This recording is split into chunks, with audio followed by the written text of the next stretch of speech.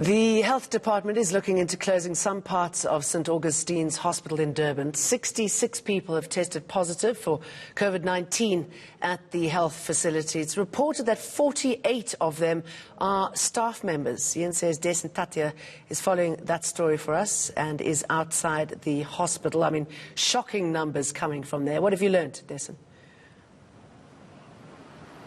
Exactly, and I think that statement by the Health Minister, William Kize, calling this a very serious concern, if anything, is an understatement. As you mentioned, about 48 of the nursing staff here believed to have tested positive. That's out of the number of about 66 people that are linked to this hospital that have tested positive. And it seems like there's been something of an explosion. Initially, we'd learned that there were 3 deaths, and at that time there were about 11 of the nurses that had tested positive, and just within the space of a few days we're learning of these increased numbers.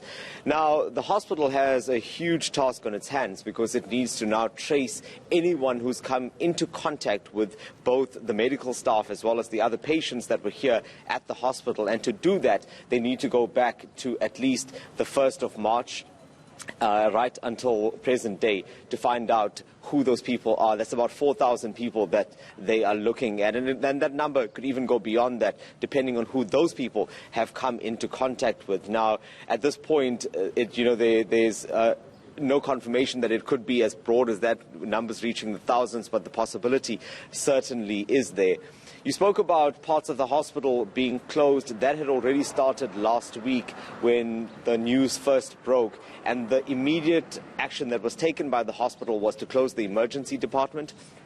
They were not taking any new admissions, but now the health minister is wanting the provincial health department to look at possibly shutting down more of the operations of the hospital while they work to contain this virus.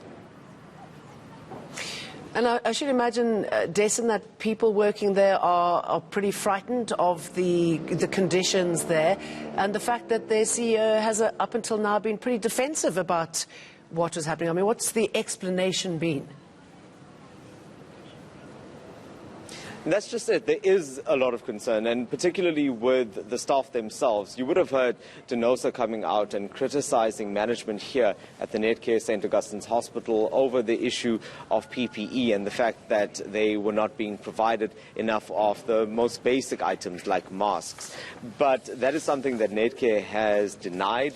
The CEO had also been on our channel saying that they had spent millions providing staff with the appropriate gear, but still, that's still quite a topic of contention.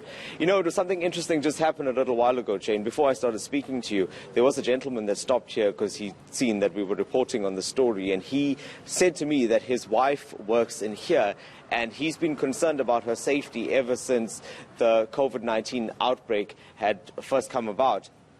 And the reason for his concern, he says, is because she'd been telling him that proper protocols had not been followed. And just to use that as an example of the type of concern that there is for staff, from the staff themselves, but also for the families of those that have to work inside a hospital where these numbers seem to be rising.